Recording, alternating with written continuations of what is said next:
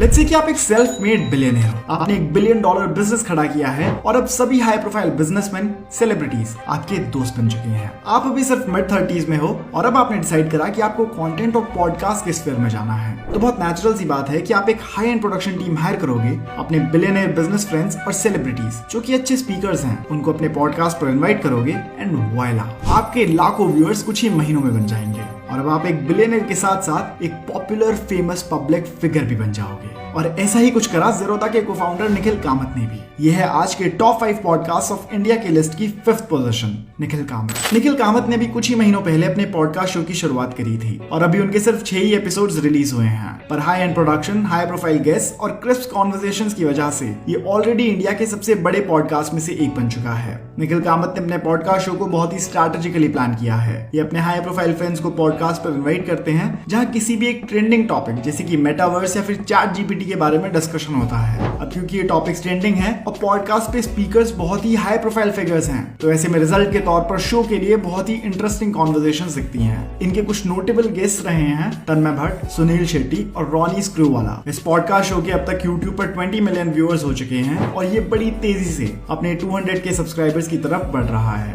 Number 4, real talk podcast. कई सालों तक स्केच वीडियोस बनाने के बाद रियल हेड ग्रुप के शुभम, पीयूष और दीपक ने एग्जैक्टली 1 साल पहले जुलाई 2022 में अपना ट्रांजिशन पॉडकास्ट की तरफ करा और अपने शो का नाम रखा रियल टॉक। शुरुआती एपिसोड्स में उनके ही यूट्यूब फ्रेंड्स उनके शो का हिस्सा बने और पॉडकास्ट को बहुत ही बड़े स्केल पर किक स्टार्ट किया गया, जहां उनका पहला ही एपिसोड 2 मिलियन व्यूअर्स गेन कर चुका था। इस पॉडकास्ट के होस्ट शुभम, पीयूष और दीपक बचपन के दोस्त हैं और इसी वजह से जो इनकी कॉन्वर्सेशन में केमिस्ट्री होती है वो आपको फॉर श्योर ऐसा फील कराएगी कि आप एक बहुत ही रिलैक्स्ड और फेमिलियर माहौल में हो। इनके पॉडकास्ट ने पिछले 1 साल में लगभग 80 मिलियन व्यूअर्स हासिल करे हैं और ये इस बात की टेस्टामेंट है कि हमारे देश में भी पॉडकास्ट के लिए ऑडियंस कितनी बड़ी है। कुछ साल पहले तक जब यूएस में जो रोगन और फ्लेग्रेन जैसे पॉडकास्ट पूरी तरह से एस्टैब्लिश हो चुके थे और बहुत बड़ा इन्फ्लुएंस गेन कर चुके थे, तब ये माना जाता था कि इंडियन ऑडियंस अभी पॉडकास्ट के लिए तैयार नहीं है। पर आई फील लाइक इतने ज्यादा व्यूअरशिप के नंबर्स सीधा इस बात के संकेत हैं कि इंडिया में बहुत बड़ी ऑडियंस है जो ऑडियो बेस्ड कंटेंट कंज्यूम करना चाहती है। नंबर 3,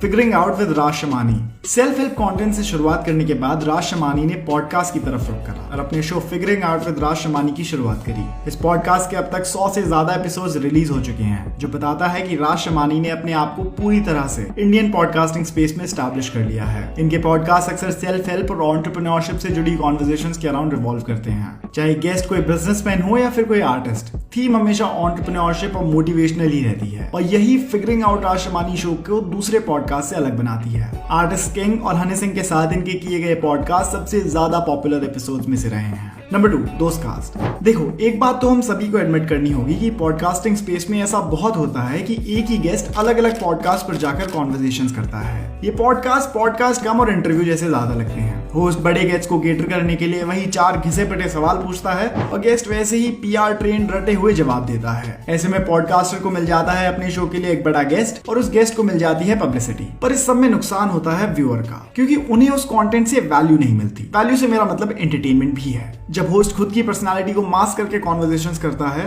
तो व्यूअर को कहीं ना कहीं ये बात समझ आ जाती है और वहीं से व्यूअर कट लेता है। लैक ऑफ पर्सनालिटी एक वीक पॉडकास्ट होस्ट का कैरेक्टरिस्टिक है और इसके बिल्कुल विपरीत है दोस्तकास्ट शो। दोस्तकास्ट के होस्ट विनम्र कसाना ने शुरू से ही अपने क्रिएटिव गोल्स को प्रायोरिटाइज करा और अच्छी इंटरैक्टिव और एक्सप्रेसिव कॉन्वर्सेशंस लाने पर फोकस रखा, जो ना सिर्फ व्यूअर एंजॉय करे बल्कि वो खुद भी उस कॉन्वर्सेशन में डेवलप कर पाए, ताकि हम भी वाइकेरियसली उस कॉन्वर्सेशन को एंजॉय कर सकें। और इसीलिए शायद इस पॉडकास्ट की कॉन्वर्सेशंस लगती हैं, ना कि कोई इंटरव्यू का एपिसोड। यही वजह है कि सब्सक्राइबर्स उतने ना भी होने के बावजूद इनके पॉडकास्ट के एक्टिव लिसनर्स बहुत ज्यादा हैं और बहुत ज्यादा लोग विनम्र के कैरेक्टर से परिचित हैं, इसीलिए इस लिस्ट की 2nd पोजीशन पर है। नंबर 1, आप सभी को पता है मैं किसकी बात करने वाला हूँ। लव हिम और hate him but you can't ignore him. Ranveer Allahbadia ने विदाउट अ डाउट हमारे देश का सबसे बड़ा पॉडकास्ट शो बनाया है और इसमें कोई दो राय नहीं है। हाँ, उनकी कॉन्वर्सेशंस के क्रिटिक्स आपको हर जगह मिल जाएंगे, पर हमें रणवीर के निश्चय की तारीफ करनी होगी, क्योंकि उन्होंने ही सही मायनों में हमारे देश में पॉडकास्टिंग स्पेस को एस्टैब्लिश करने में सबसे ज्यादा कंट्रीब्यूट किया है। आई एम श्योर कि हमारे देश के लाखों लोगों ने पहली बार जब कोई पॉडकास्ट देखा होगा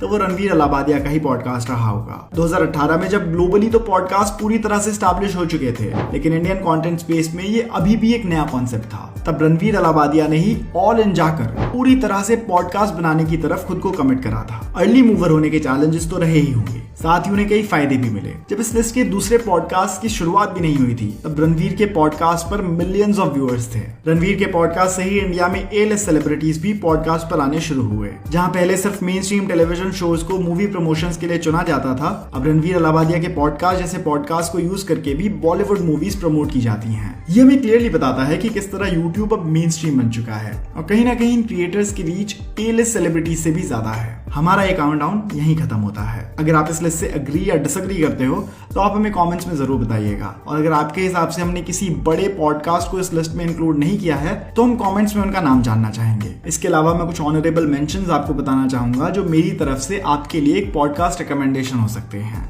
ये है द वाद पॉडकास्ट, अनट्रिगर्ड विद आमिन जैस एंड द मैशेबल के कार पॉडकास्ट। धन्यवाद।